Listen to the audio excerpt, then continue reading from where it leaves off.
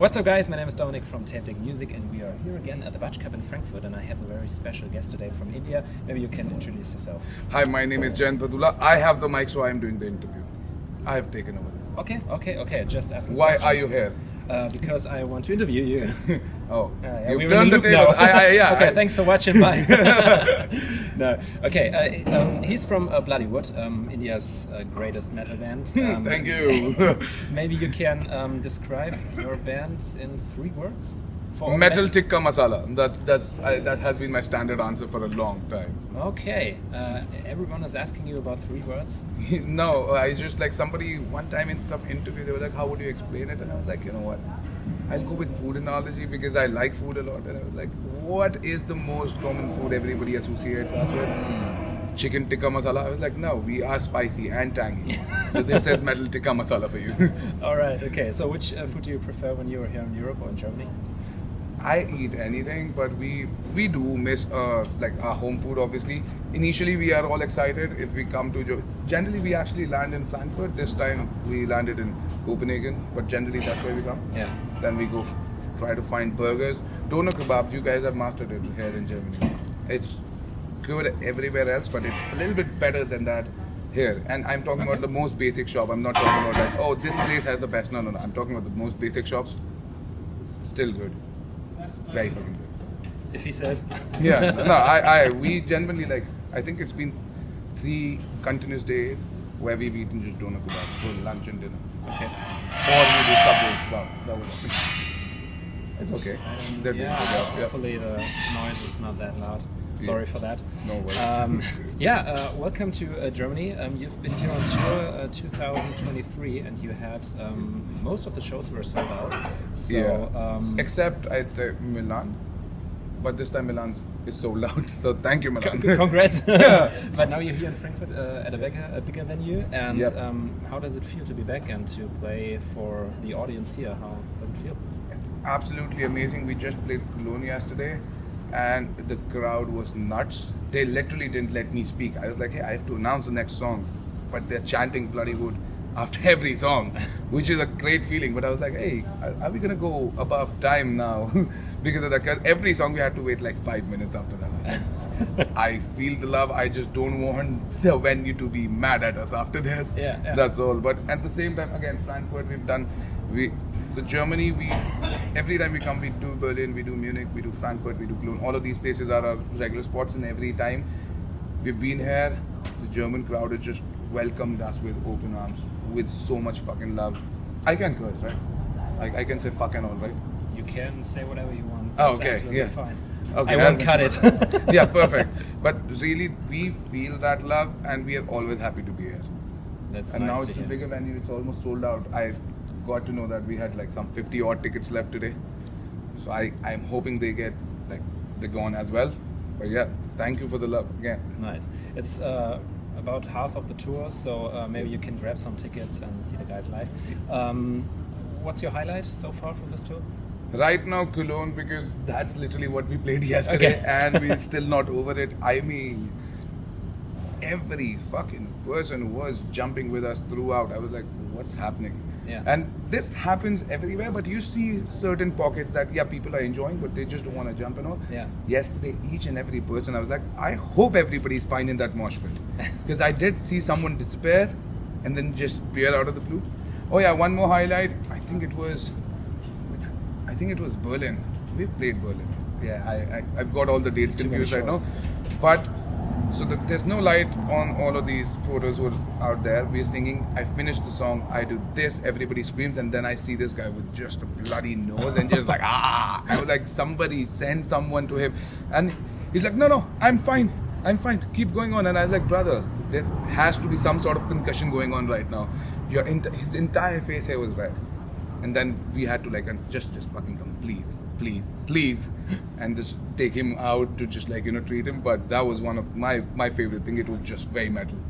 Okay, so his highlight is when someone bleeds in the mosh pit. No, so you know what that's to do. not my highlight. My highlight is the passion behind it. I got it. All right, okay. So have you? I mean, your music is full of energy. So when you compare it, like a show in Frankfurt or like this show, Yep. compare it with the time in the studio. What is more important for you, the show then? Yes, absolutely. So the time in the studio is more about us contemplating, having conversations, discussions about what we want to say in the songs. But when we put those songs out and people relate to it, we would love to see, what the reaction is like. Yeah. And being on stage is actually very important. I'd say a little bit more important than the studio, because studio is all about hard work, but this is hard work and passion and those emotions that you get to see live. Yeah. And I think I had this similar conversation with someone that being on stage is a separate kind of drug on its own. You really do not need any sort of substances, because people ask, hey, what do you guys do? You've got so much energy. Really nothing. A lot of water and a lot of coffee. That's it. And the feeling that you get when you're on stage is the most epic you'll ever have. So being on stage is very, very important, not just for our morale, but also to understand what people are feeling for us. And Yeah. that's what it is. I'd say it's a little bit more important than the studio. You will release a new album. I wish I have had the chance to talk with you about the new album, but it will be released in 13 days on 21st of March. But maybe you can give a little glimpse what we can expect.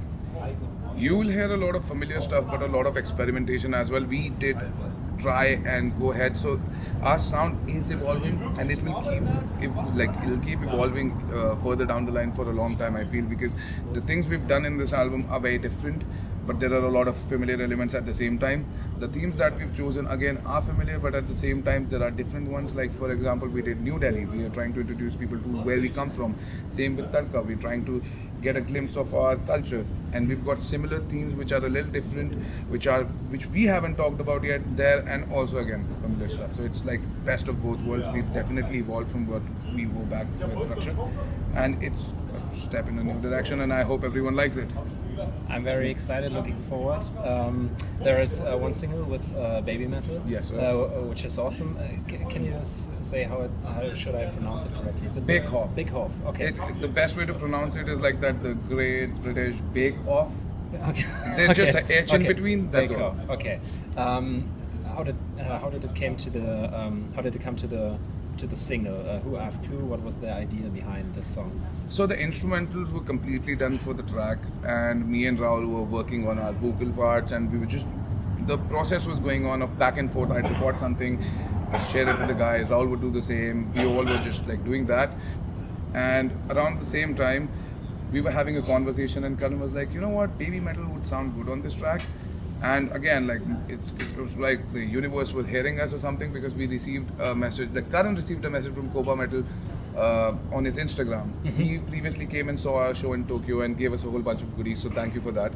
But he messaged Karan and said we should do something, and we just had Bake Off at that time, and we gave it to those guys, and they liked it. So basically after that, it was just like a smooth process of who's doing what, and that's how the song came out. Like, basically.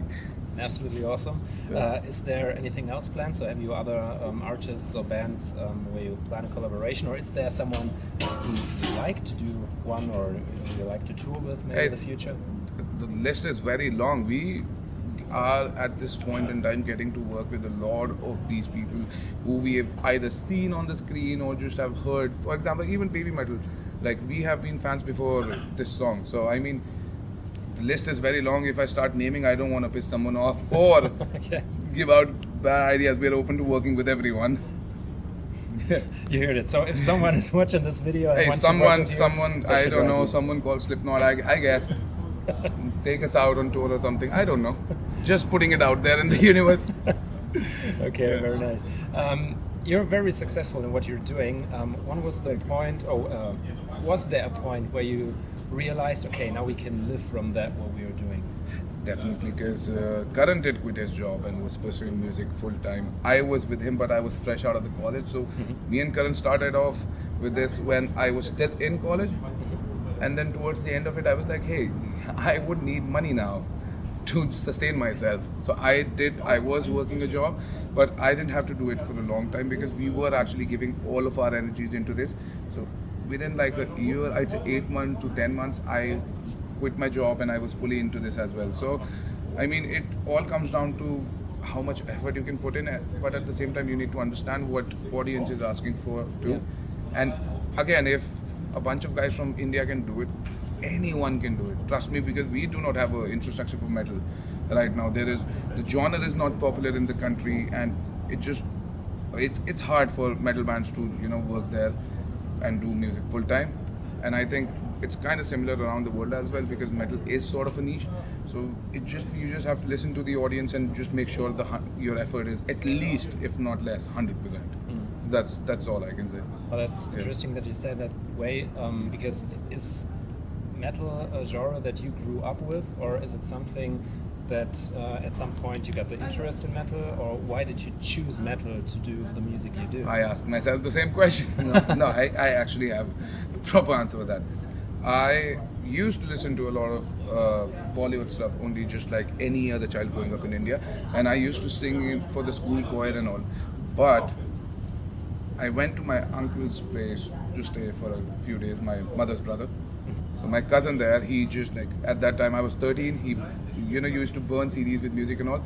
So he put a whole bunch of Bon Jovi, Nickelback, Amon Amarth was there. He showed me the video of Pursuit of Vikings. He showed me the video of Duhast, and I was like, what in the fuck is this? Like, Nickelback and all is good, because I love Nickelback. But I love Nickelback too. Yep, I genuinely do. And it is also because of that nostalgic factor. But I heard Pursuit of Vikings, I was like, why cannot I understand what this guy is saying? And what is this thing? And then I got introduced to Lamb of God, Slipknot, and I just couldn't go back. I was like, fuck normal thing, I need to understand how to do that. So this is literally how I just went too deep into this metal sound, and I couldn't come back. And I still to this date listen to everything. Genre doesn't matter to me, I just need to vibe with it. But metal just stays on top. Yeah. So shout out, he's maybe then the reason that Bloodywood exists. Yeah, I mean, the Karan is into a lot of Alter Bridge, and Mark Tremonti is one of his influences. So shout out to him as well. Okay, to see it from the perspective from the people in India, because you said it by yourself, metal is not that genre in India. How people there see you as a band? See, there are two different ways people look at us. One is where people do appreciate what we do and understand what metal is, even if they're not too deep into it, they understand what the genre is. And the other side is like, why is this guy screaming? What is wrong with him? So both sides are there, and which is fine. I understand people do not understand. You cannot expect everyone to understand it, and that is absolutely fine. Have difference of opinions, have debates, and have a peaceful life like that. Yeah. So these two sects are there, but the music industry, because in India now there is an explosion of the indie scene altogether. Earlier it was just you have to be a part of Bollywood, be in like some movies, like your songs need to be there for them to make like really big around the country. Now the indie scene in general is exploding. You've got a lot of hip hop artists who do not do work with Bollywood and all, and are still very big, are pulling off thousands of people for their shows. Same goes for a lot of indie artists. You've got people like Pratik Kuhad, you've got a lot of artists like these. So what I have like understood now, there is that sort of recognition for us in those circles, because we've performed in those same festivals around India where these guys are there too.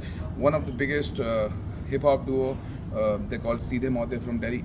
We're good friends with them now, and this is how we became friends with them, was because I was a fan. I went to see them, and it turns out they like Bloodywood as well, and they said, hey, we fucking love what you guys do, and your documentary is inspirational, things like that. And these things actually do matter, because artists recognizing each other is also very important, and that's what we understood. In at least those circles, they know what we are doing, and they're appreciative of it. And we cannot be more thankful again. Yeah.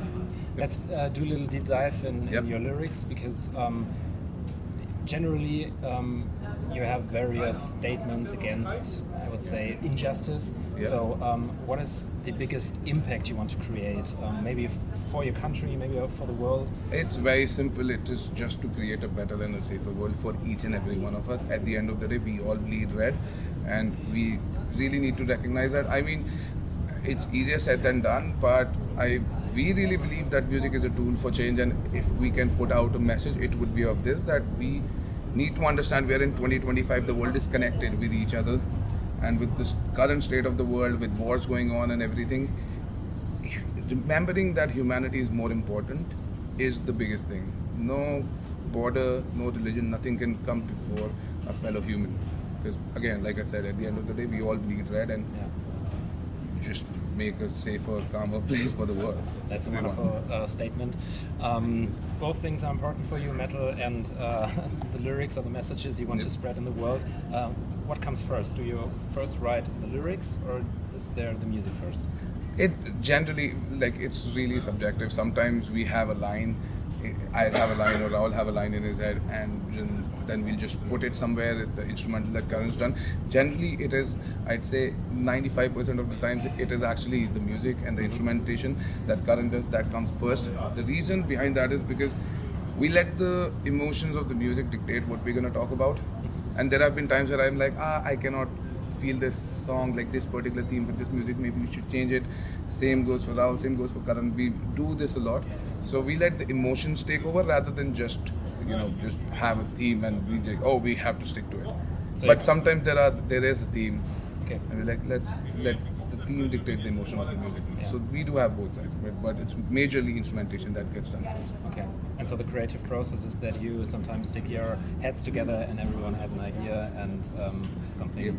But like I said, majorly it's Karan just writing down an instrumental, and I'm like, what did you think about this? What do you think this song should be on? It's like, I've got no idea, I've just written it down, now we figure it out. And that's why I said we let the emotions dictate what we're going to talk about. Because at the end of the day, it's an emotional expression. Every song is an emotional expression. It doesn't matter what the message is, it's an emotional expression. So it is very important for us to let that take the lead and just guide us where we go. I have some last questions directly from your fans. Oh, perfect. I don't have them in my mind, so I have to check my phone for this. Did you ever expect the big success here in Europe or outside from India? I wouldn't call it big because we have a long way to go. I firmly believe that. But each and every sort of response in terms of just like people supporting us is a win for us, honestly. Yeah.